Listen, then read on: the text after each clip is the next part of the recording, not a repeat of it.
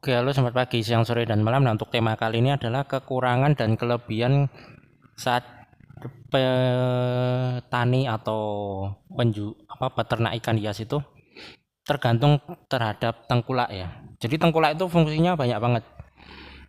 Membantu, salah satunya adalah membantu itu tadi, siklus jual beli. Nah, namun ada kelebihan dan kekurangan. Nah, berikut saya akan sampaikan kelebihan dan kekurangan. Nah, pertama-tama saya akan sampaikan dulu kelemahannya. Bukan kelemahannya, kelebihannya.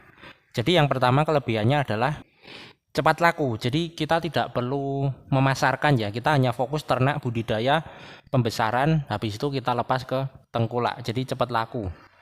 Jadi itu cocok untuk para breeder yang lahannya luas, kemudian ikannya banyak. Itu cocok banget.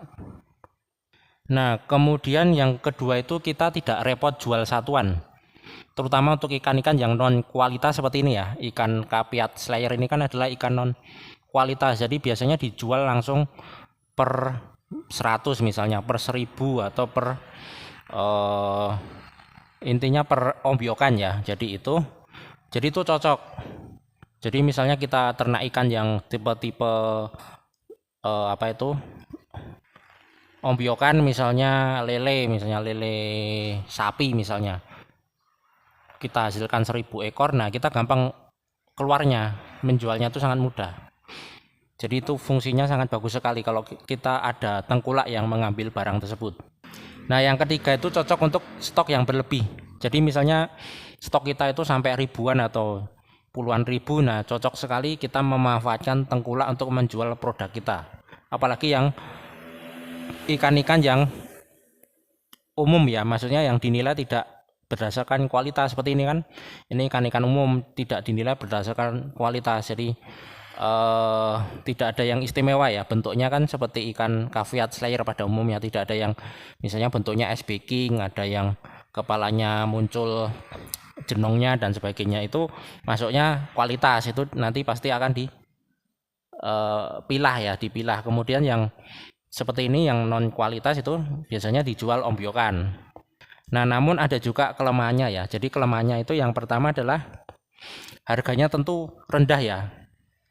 Jadi harganya pasti akan dibeli dengan harga rendah, karena kan yang dibeli kan nggak cuma 1 atau 2 ekor tapi ribuan. Nah, pasti harganya sangat rendah. Jadi itu, namun itu kalau misalnya yang ternaknya sampai 1000 atau 2000 atau puluhan ribu itu sangat cocok karena menghemat biaya operasional ya. Jadi barangnya langsung terbuang ke tengkulak tersebut.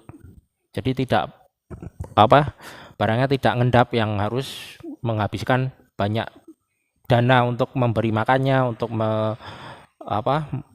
listriknya, airnya dan sebagainya. Jadi langsung terbuang habis. Jadi itu cocok. Oleh karena itu harganya biasanya dijual sangat rendah ya ke tengkulak tersebut. Nanti tengkulak mau jual tinggi, mau dijual juga rendah juga terserah mereka, yang penting kita sudah lepas tangan.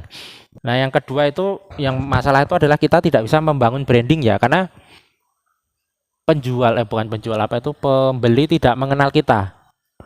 Yang pembeli itu hanya mengenal tengkulaknya aja, branding tengkulaknya, tidak mengenal branding petaninya. Misalnya tengkulaknya namanya A ya, A siapa ya, Atlas misalnya. Nah, mereka hanya mengenal tengkulak yang namanya Atlas tersebut. Mereka tidak tahu petani yang menyetok ikan tersebut. Misalnya petani namanya B, misalnya Brownies. Nah, tidak tahu yang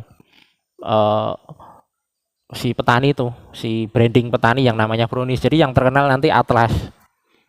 Jadi itu susah membangun branding. Jadi sebaiknya kalau ingin membangun branding, kita harus jangan tergantung sama tengkulak, kita harus menjual sendiri. Itu bisa lewat online, bisa lewat offline, bisa masarkan langsung ke toko, pelan-pelan kan ke toko atau ke media sosial atau ke plafon. Seperti saya ini juga memasarkan lewat YouTube juga, walaupun